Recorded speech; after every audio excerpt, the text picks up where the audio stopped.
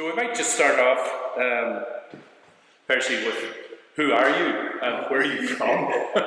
Okay, my name is Percy Nii Nortey. I'm a multidisciplinary artist based in Kumasi, Ghana, and that's where I work as an artist. And my work really deals with the engagement of the community, because that's the basic of my practice as working as an artist. And with that, I distribute second-hand materials to the working class, mostly the mechanics, auto mechanics, the market women, and like a whole lot of people who deals with labor in their work. So that's the basic of my practice. So this is the material that I use in producing my works as an artist, because I realize that the material becomes charged with dirt and also traces. So it becomes very, very interesting to me, because I also look at in a way how labor can be represented visually.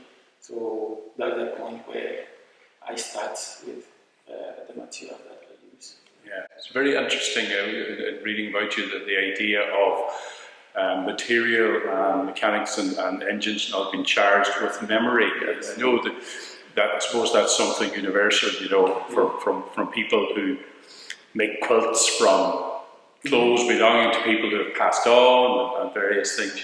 Where did that idea originate, or was there? Okay, so it was in art school, University in Kumasi, and I learned art in high school. I got to the university, and that's where all these things started.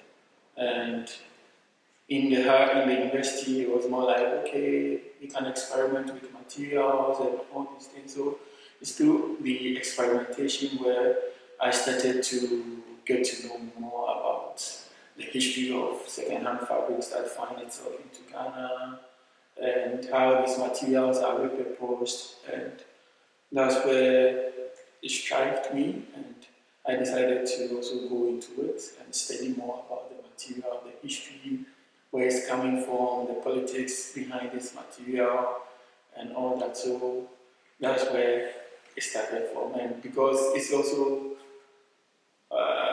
from personal history, because my mom was also a seamstress, and I got to know more about, the wax prints and also the second-hand material itself. So, and in our community, most people use this material. So I think it was with me, but I hadn't noticed. But since I started experimenting, I realized that it's a very political material, and also that pushed me to know more about it. So your university time was as much a political learning as an artistic learning. Yeah, really changed a whole lot of things, because in the university they have it's more like an emancipatory, learning.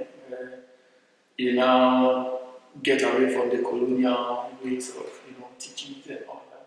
It was a very interesting time for me, because I was a student and also trying to, figure things out myself. And I think that was where everything started. Yeah. And I do think too, I know myself that, absorbing from your family, and particularly your mother, I think that's a very powerful thing. Yeah.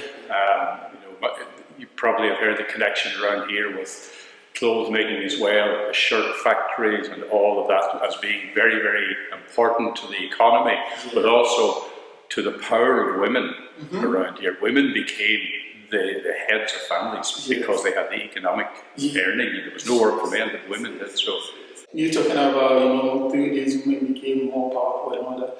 There is the wax print also in Ghana, and also Togo mainly. There were these women that they were called the Nana Bens, because they had, the funds, they were able to work, and through this trading in wax prints, they were able to, they had a whole lot of wealth that they were able to even acquire banks, the Mercedes, and that's where they were named Nana Bens. So that means that the women were pushing a lot in terms of, these materials, and also they are more like a material that, calms me, material that makes me also reflect, both history and also politically.